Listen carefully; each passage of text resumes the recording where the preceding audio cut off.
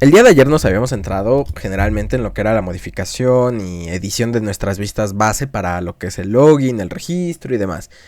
El día de hoy nos centraremos en generar los primeros modelos ya como tal sobre el proyecto, porque pues el que hicimos aquí fue muy de prueba para que se viera la cuestión de cómo es una migración y demás. Sin embargo, ahora sí vamos a empezar a tratar con modelos un poquito ya más directos, o sea, no tan ambiguos como este. Para esto vamos a crear uno primero que se llama People, que es para la gente. Y entonces, por ejemplo, aquí vamos a tener clientes. Client, por ejemplo. Client, vamos a tener también employee, que es empleado. Uy. Oye, ¿lo tengo que poner necesariamente en inglés? No, la neta no. O sea, es maña ya de cada quien y gustos de cada quien. Ya saben que a mí me gusta copiar y pegar, entonces... ¿Le puedes poner el nombre que tú quieras? Claro que sí. O sea, no estás limitado. Oye, ¿puedo tener más de una clase con el mismo nombre, pero en diferente namespace? Claro que sí, o sea, no estás limitado en eso. La diferencia es cómo le implementas. Ya que, por ejemplo, si tienes medicine en ambos, tienes que especificar en tu controlador. Más adelante lo veremos. Tienes que especificar precisamente esa parte. Entonces, por ejemplo, vamos a limpiar esto. Vamos a copiar y pegar aquí. Y listo. Employee.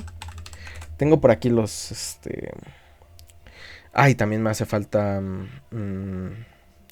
que sería aquí una carpetita más. Y vamos a llamarla... Patients. Ajá, y vamos a agregar aquí lo que es Patient. Que va a ser nuestro paciente. No, fuck. Vamos a copiar, pegar. Porque recordemos que es una veterinaria, entonces no la podemos tener en la misma categoría que clientes. Entonces, ahorita las rellenamos, o sea, principalmente era lo que quería poner. Y yo creo que con estos tres modelos ahorita generales lo podemos trabajar correctamente. Ya que también vamos a trabajar la parte de cada uno de sus controladores. Uno para pacientes, uno para people y otro para productos. Pero productos tal vez no lo toquemos del todo el día de hoy. Me centraré en estos tres. Y en general para todos se va a repetir casi el mismo proceso. La diferencia pues va a cambiar en el comportamiento ya interno. Pero en esencia para todos va a ser lo mismo. Para el paciente vamos a hacer lo siguiente, vamos a agregar lo que es un campo adicional. Existen muchos, existe gran variedad y demás, pero de momento solo nosotros nos vamos a centrar en el parámetro key, el cual nos va a permitir asignar lo que es o indicarle a una variable que va a ser la llave primaria, sobre todo para nuestro modelo ORM. Entonces, por ejemplo, aquí queremos hacer un public string ID, ¿vale? Que sería el patient ID. Y entonces, por ejemplo, aquí... ¿qué sucede? Al ser un string no tenemos valores por defecto, sino simplemente va a ser un valor nulo. Sin embargo, existe la necesidad pues de obviamente especificar uno, porque si no, especifiquemos que siempre va a ser requerido. Bueno, no, ya verán más adelante por qué. Vamos a dejarlo así. Y lo que vamos a hacer es asignarle un valor por defecto. En este caso le vamos a asignar lo que es un GUID. Y entonces, por ejemplo, aquí ya... uy. Ay, Miguel. GUID.new string. Y entonces esta línea de aquí lo que va a hacer es generar, digamos que un hash en específico. Por ejemplo, vamos a lo que es nuestro servidor de María, para que lo veamos un poquito ya más en detalle qué es lo que nos va a generar. Porque puede que ahorita pues no lo veamos tan gráfico, porque por ejemplo con el int pues nos hacíamos a la idea 1, 2, 3, 4, 5, 6, 7, 8, 9, 10 y así sucesivamente. Sin embargo aquí pues puede que no nos hagamos tanto a la idea, y para eso vamos a un select from ASP.NET users, efectivamente. Y entonces, bueno, vamos a hacer algo más fácil. ID, username y email. Nada más para mostrar algo de información. Y entonces, esto es un GUID, ¿vale? Un GUID. Entonces, existen muchas, o sea, existe, por ejemplo, en Python también son los UUIDs, o sea, tal cual, así, UUID4. Ustedes lo pueden probar con Python y les va a arrojar un hash muy parecido, o bueno, una cadena de texto muy parecida. Y entonces, esto nos da la facilidad de que la cantidad de combinaciones obviamente muy entrecomillados, son infinitas. Entonces estos son ideales para lo que son los identificadores de clases únicos, y sobre todo que nos permite mantenerlo de una forma un poquito más específica y no tan genérica con un entero. Entonces, a nivel de seguridad ya lo habíamos platicado, también es un poquito mejor esto que poner lo que son identificadores numéricos. Oye, pero es más fácil trabajar con los numéricos. Claro que sí, yo nunca dije que no. Obviamente es más difícil trabajar con un string que con un numérico, pero ya dependerá. Por ejemplo, para temas de registros, o sea, por ejemplo, historiales y demás, puede ser más útil usar un numérico que una cadena de texto de este estilo, ya que puede ser más fácil indexarlo, pero ya dependerá de tu proyecto y las decisiones que tú tomes. En general, tú puedes decir, oye, yo quiero en todo mi proyecto usar UUIDs, pues adelante. O sea, no hay mayor problema y no debería haber mayor problema. Oye, yo solo quiero usar puros enteros, adelante. O sea, no estás limitado, no deberías tener ningún problema. Ya dependerá de tus comodidades, facilidades y demás. Sobre todo, insisto, en tu proyecto. Entonces, por ejemplo, aquí tenemos lo que es el ID del paciente. Vamos a ponerle public, que siempre necesitamos el nombre, por ejemplo. Uy. Get set. Ay, una disculpa, es que estoy acostumbrado a... Ay, no especificamos el tipo de dato. Estoy acostumbrado a mi teclado en el trabajo y tiene las teclas al revés. La de inicio y final. Entonces, ay, como que de repente como que me da el toque. Vamos a poner uno de edad. ¿Por qué no es requerida? Pues puede que un entero, o sea, bueno, el tema de la edad no sea del todo requerido. Entonces, pues, lo podemos definir de esa manera. Tenemos nombre, edad. Nos hace falta lo que es su propietario, porque pues nuestro paciente pues es un animalito, entonces necesitaríamos especificar quién es su dueño. Que vamos a centrarlo en clientes, ¿vale? Y entonces, por ejemplo, nuevamente especificamos un key. Y entonces, según las extensiones, porque digo, esto se me pasó a comentarlo hace un segundo, verán que por defecto, si aprendo a escribir mejor, directamente no nos dice, o sea, no lo marca mal. ¿Por qué? Porque necesitamos agregar una dependencia o librería, que en este caso es la de... Uy, aquí está. System Component Model Data Annotations, ¿vale? Que son anotaciones precisamente para los tipos de datos. Tenemos muchísimas, pero demasiadas. No las vamos a ver todas, nos vamos a centrar en esta, que es la más genérica, o sea, la más base o la que más nos puede ayudar en muchos casos. Existen muchas otras. Si mal no me equivoco, precisamente también está la de Required. Y demás, pero de momento no nos interesa. Con que usemos la anotación directa ya nos basta, o sea, no es tan obligatorio. Lo que hace es que esto pues influye en lo que es en el ORM, ¿vale? Ya vimos que los tipos de datos en específico a veces no pueden influir del todo. Por ejemplo, un estático, pues en la base de datos pues va a ser como de ¿y luego qué? ¿Qué quieres que haga con eso? Entonces, para eso están las anotaciones y esas sí ya influyen directamente en base de datos. No las vamos a ver, o no todas, y poco más. Entonces, para el cliente vamos a hacer lo mismo. Vamos a agregarle el UID. Vamos a directamente autocompletarlo.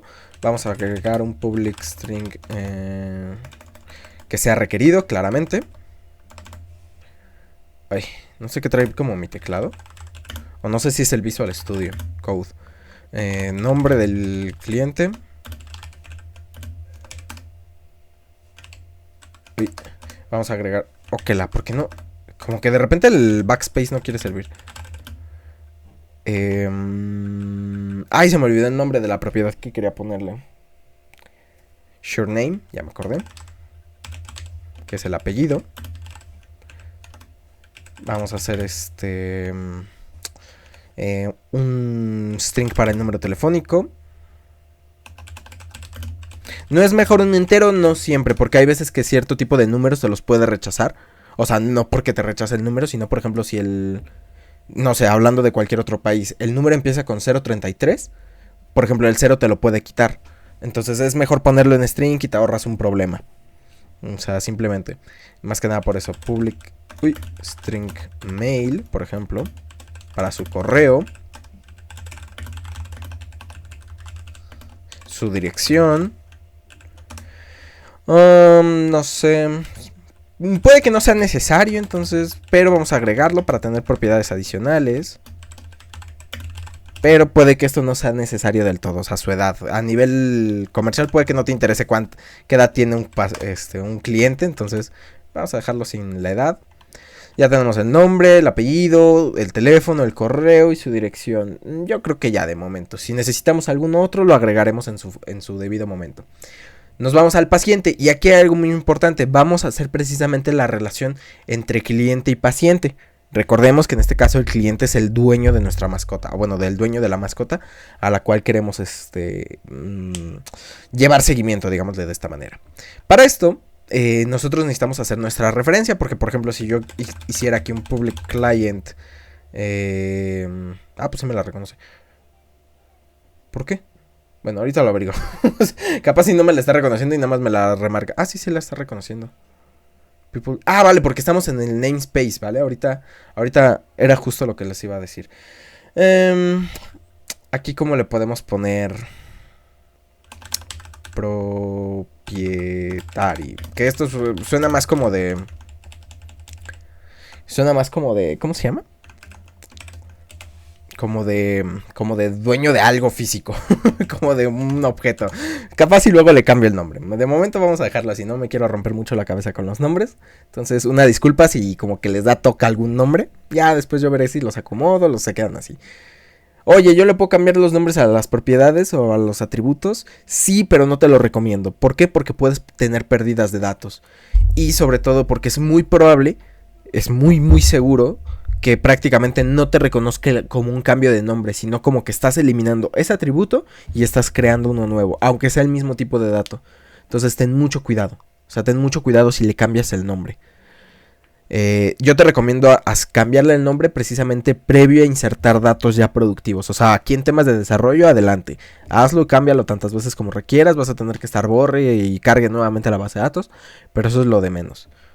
¿Qué más? Tenemos el propietario, la edad, el nombre de la mascota.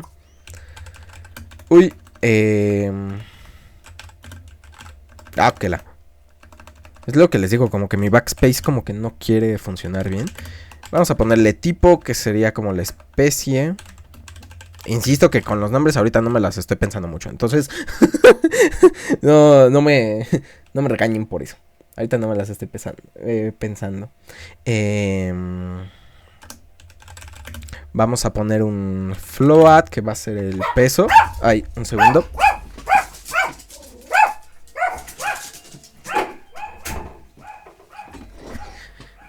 Que la protagonista tocaron la puerta y quiso salir a atacar, a defender la casa. El peso de nuestra mascotita. Y yo creo que ya, ¿vale? Entonces, por temas de orden, a mí siempre me gusta poner las referencias hasta el final. No me gusta casi siempre ponerlas aquí arriba. Podemos hacer algo bonito, como un date time, que sería bird, que sería el cumpleaños de la mascota. Pues no sé, puede ser interesante ponerlo. Y listo, ya tenemos a nuestro paciente. Oye, ¿por qué nos está reconociendo el cliente? Porque si bien estamos en una carpeta diferente, estamos compartiendo el mismo namespace. O sea, estamos compartiendo el nombre de espacio. O sea, es como si los tuviera... En resumen, es como si los tuviéramos en la misma carpeta. Aunque, pues obviamente, físicamente no están ahí. Para eso, obviamente, nosotros tenemos que hacerlo correctamente. Y especificar que nosotros no estamos en ese namespace o en esa carpeta. Entonces, para eso, nosotros tenemos que cambiarlo a patients. Ok, ¿por qué no borra? A ver, déjame reinicio rápido el teclado. A ver si así ya...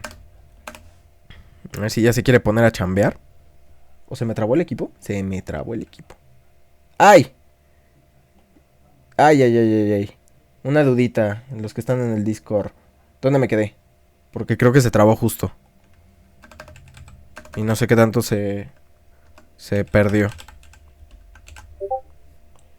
No te has cortado. Qué curioso, porque yo lo vi todo pausado. Ok, bueno, sigamos. Y entonces, aquí ya nos está mandando un error. Precisamente, si lo notamos, dice que el tipo o el nombre de espacio, cliente, no existe o no pudo ser encontrado. Esto implica que básicamente no sabe dónde está esta clase, dónde está este objeto. Para eso nosotros se lo vamos a especificar. ¿De qué manera? Le vamos a decir que vamos a usar nuestro proyecto, modelos, people, que es ahí donde lo tenemos, y listo. Entonces, si tuviéramos subcarpetas, podríamos especificar las subcarpetas sí y no. O sea, no es necesario, lo ideal es que sí, porque solamente agarras lo que necesitas. Si en esta clase solamente necesitas cliente y aquí tuvieras 30,000 carpetas y en una de esas está cliente, pues usa solo esa carpeta. Es una buena práctica y hace que el código sea un poquito más limpio y más legible. Pero tú podrías usar toda la carpeta a la brava y sin mayor problema. Pero es lo que les digo, si tuvieras más de un objeto, o bueno, más de una clase con el mismo nombre, tendrías que especificar.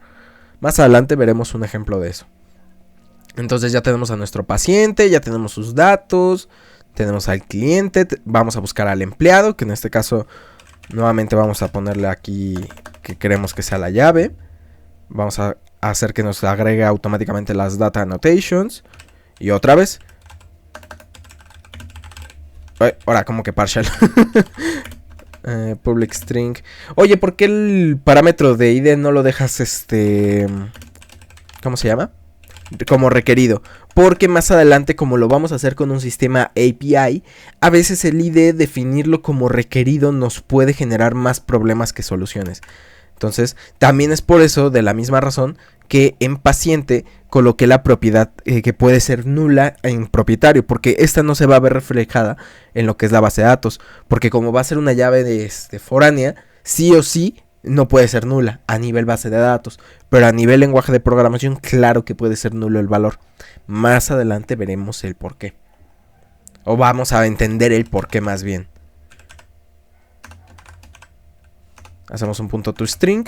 Básicamente lo que hace la propiedad punto toString, porque van a ver que de repente la llego a usar mucho, es que hay cierto tipo de objetos o clases a las cuales, por ejemplo, si tú le pones, por ejemplo, podríamos hacer aquí un public string toString, ¿vale? De esta manera.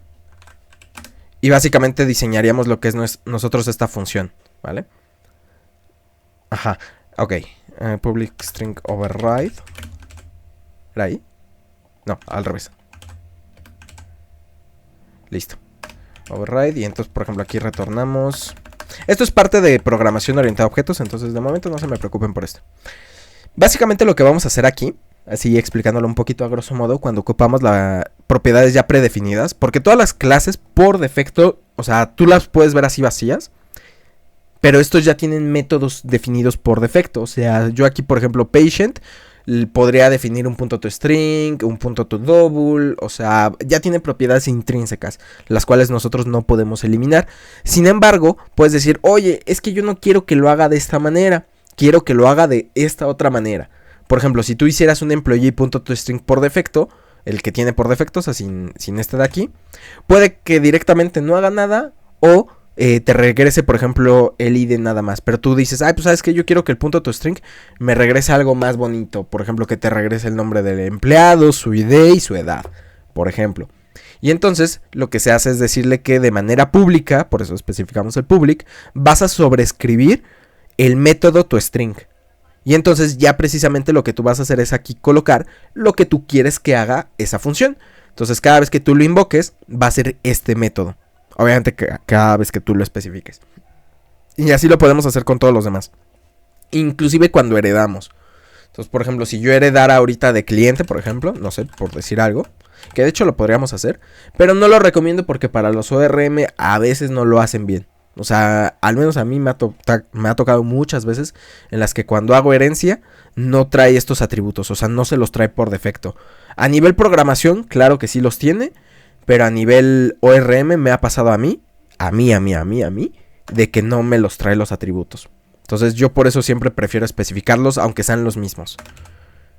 Insisto, por esa mera parte. Pero perfectamente los puedes heredar. Capaz si yo estoy haciendo mal algo dentro del ORM y por eso no me los detecta, pero yo ahí lo desconozco. La verdad es que no lo he querido investigar correctamente. Luego tenemos, no sé, vamos a definir más o menos los mismos parámetros. Ahí está. Vamos a hacer un public string. No sé. Ya tenemos nombre, su apellido, su teléfono, su dirección. Déjenme un momento, por aquí los tengo. ¿Qué más? ¿Qué más? Teléfonos, especialidad. Su especialidad, o sea, que si es cirujano, si es médico general. No sé. Podríamos definir su DNI o bueno, su identificación. ¿Por qué pongo DNI si eso es de España? Porque para mí es más fácil identificarlo.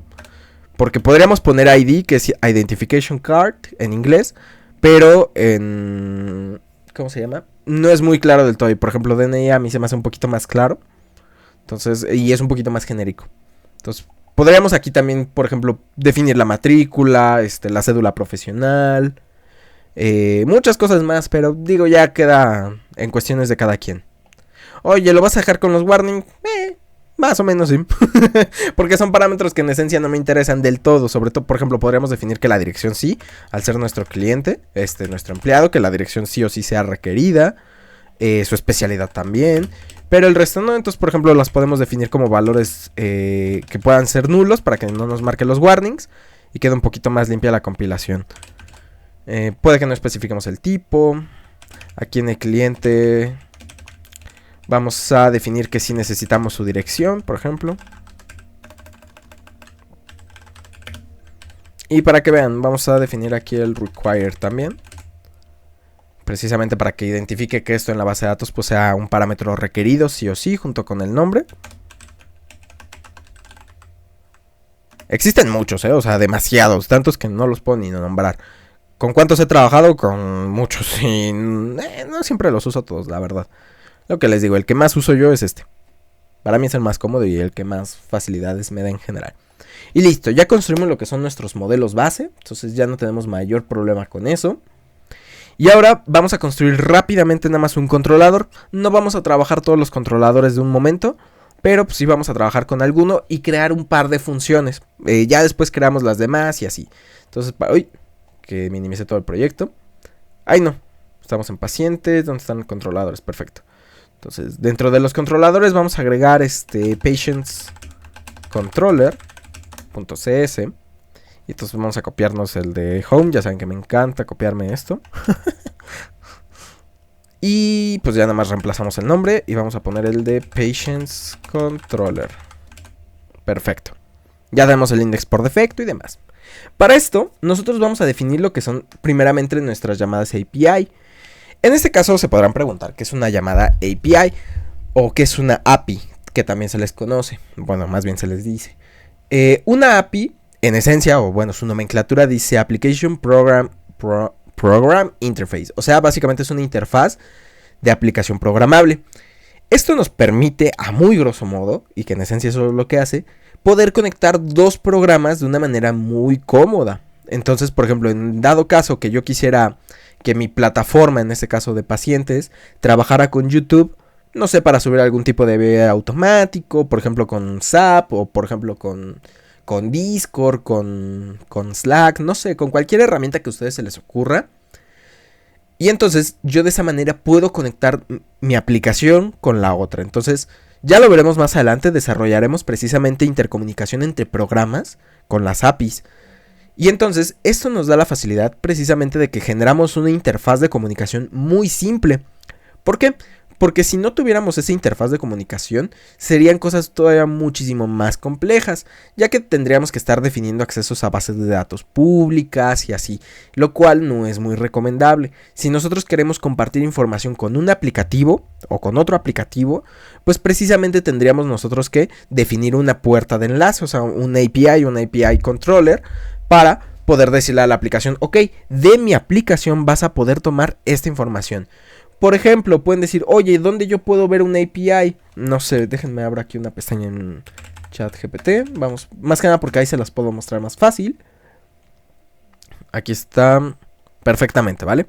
Está GPT sin cuenta inicial, no sé qué. Y digo, yo me quiero registrar. Perfecto, sin mayor problema. Le doy a registrar. Y entonces, precisamente lo que son estos botones de aquí son enlaces API, o sea, bueno, son conexiones API. Precisamente lo que permite a ChatGPT enlazar tu cuenta, o sea, crear una cuenta a nivel interno con los datos que provea Google, Microsoft o Apple, cualquiera de las tres. O inclusive si tuviera otros servicios, por ejemplo Slack o GitHub. Por ejemplo, creo que ¿cómo se llama esta? Se me olvidó el nombre. Hay otra aplicación que es parecida a GitHub, GitLab. Se me había olvidado el nombre, que precisamente te permite hacer un login con GitHub y así sucesivamente. Entonces, esto es una API precisamente. Entonces, por ejemplo, si nosotros nos vamos a un chat de GPT, con GPT, vamos a tener la opción, por ejemplo, de trabajar con Canva. En algunos casos, la verdad es que no me conozco las extensiones, nada más conozco la de Canva. Pero, por ejemplo, todas las aplicaciones que te permiten hacer este tipo de logins o este tipo de interacciones, como por ejemplo Lucid Spark con Miro y así, es precisamente porque son integraciones con APIs. Entonces, Miro se conecta con Lucid Spark y Lucid Spark se puede conectar con Miro. Entonces, te dan esa integración que lo hace muy fácil. Y entonces tú el día de mañana puedes hacer integraciones hasta con ChatGPT. Podrías hacer integraciones con Miro, podrías hacer integraciones con un aplicativo interno de donde trabajes. O por ejemplo, si tú diseñaste esta aplicación, que por ejemplo nosotros lo vamos a hacer, vamos a simular que vamos a hacer una aplicación de escritorio, como por ejemplo para que no solo tengan la parte web, sino también tengan una parte de escritorio. No vamos a desarrollar la interfaz, lo vamos a hacer puro por terminal, pero para que como que se simule el comportamiento. Entonces, por ejemplo, tú dices, ay, ¿sabes qué? Pues yo quiero desarrollar mi aplicación web, mi aplicación móvil y mi aplicación de escritorio. Perfecto, ¿sabes cómo las vas a comunicar? Con APIs. ¿Lo puedes comunicar de otra manera? Claro que sí, no estás limitado. ¿Cuál es la limitante? La facilidad de integración. Y entonces, por ejemplo, si tu plataforma en algún punto quieres hacer que crezca, por ejemplo, para que se conecte con ay, se me olvidó el nombre de esta herramienta, que es muy parecida a Notion, ya alguno la conocerá, que es para sistema de tickets y reportes. Podrías hacer la integración, inclusive dashboards con Grafana, que si quieren podemos ver a muy grosso modo el uso de Grafana y cómo integrar nuestras APIs, por ejemplo, para generar tableros de rendimiento, de clientes, de ventas. Podríamos hacer muchas cosas. Básicamente aquí lo que tendríamos de limitante es la imaginación y las integraciones con las que nosotros quisiéramos trabajar, porque lamentablemente o afortunadamente, según cada quien quiera verlo, no todas las aplicaciones tienen integraciones API. Por ejemplo, no se me estoy inventando, o sea, lo estoy inventando completamente. Mercado Libre, pero Amazon sí. Entonces, ¿qué sucede? Por ejemplo, si yo en mi página quisiera, por ejemplo, yo estuviera haciendo un tipo de, por ejemplo, como hoteles.com, creo que se llama.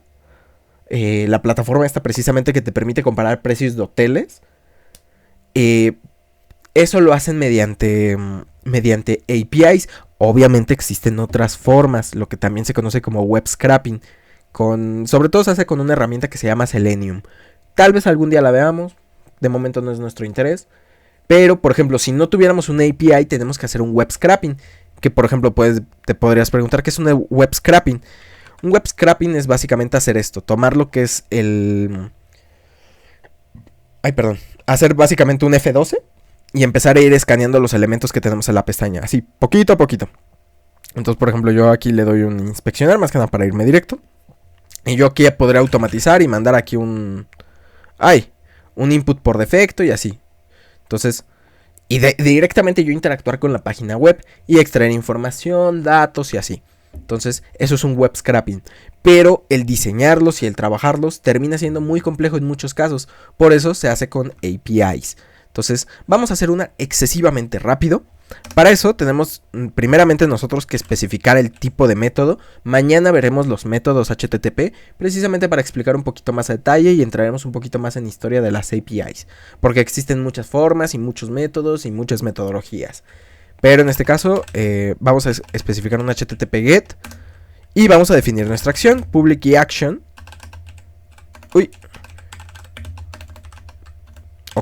Si aprendo a escribir. Y entonces podríamos llamarla get clients, por ejemplo. Get patients. Y entonces, por ejemplo, aquí yo directamente le hago un return. Ok. Estos son mis clientes. Por ejemplo. Y podrían decir, oye, ¿y cómo la consumo? Pues existen muchas maneras. Entonces, por ejemplo, nosotros nuevamente tenemos que abrir nuestro proyecto. Y entonces hacemos un .NET Run. Porque todavía no hemos hecho la integración con base de datos. O sea, todavía, si se dan cuenta, no estamos consumiendo información de base de datos. Ahorita nada más hicimos lo que es la acción y lo que vamos a hacer. Mañana también explicaremos, en las próximas clases explicaremos por qué aquí es OK, por qué aquí es view, por qué podemos tener bad requests, status codes y demás cuestiones. O sea, vamos a ir explicando poquito a poquito. Ahorita solamente me gustaría que vieran esta parte. Entonces vamos a abrirlo rápidamente. Lo cerré. Esto ya cargó, perfecto, déjenlo traigo para acá para mostrarlo rápidamente. Y entonces tenemos que precisamente vamos a seguir esta ruta. Tenemos que irnos a clients. Entonces no, sería patience. Y entonces get patience. Y listo. Si se dan cuenta, aquí me da precisamente el texto que yo le di. Pero ojo, esto no es una vista HTML. Hay que tenerlo muy en claro eso. Esto no es una vista HTML. Esto es una vista JSON. Precisamente de la respuesta HTTP GET. Yo aquí podría mandar cualquier cosa. Inclusive esto lo podríamos nosotros ver desde terminal. Si nosotros abrimos una terminal y hacemos un curl. ¿Era un curl o wget? Sí, curl menos sv. Entonces hacemos un a localhost 5074. Especificamos patience. Get patience. Y aquí está. Entonces nos dice que la petición fue aceptada, que nos retornó un 200, o sea, un OK, y el contenido de la petición, que en este caso, pues es el texto. Entonces, en esencia, esto es lo que ustedes están viendo. Uy, esto no. Esto es lo que ustedes están viendo aquí, obviamente, muy simplificado. Oye, ¿pero qué es eso? No se me preocupen, lo explicaremos todito a detalle la próxima clase. Ahorita solo quería que lo vieran, y precisamente que lo podemos trabajar de esta forma, e inclusive cambiar el nombre de esta ruta definida, para que precisamente pueda ser un poquito más cómoda. Entonces, ya lo veremos más adelante y con más calma. Ahorita solo quería que vieran la construcción base de los modelos y la construcción rápida de una llamada API. Mañana explicaremos todo a detalle.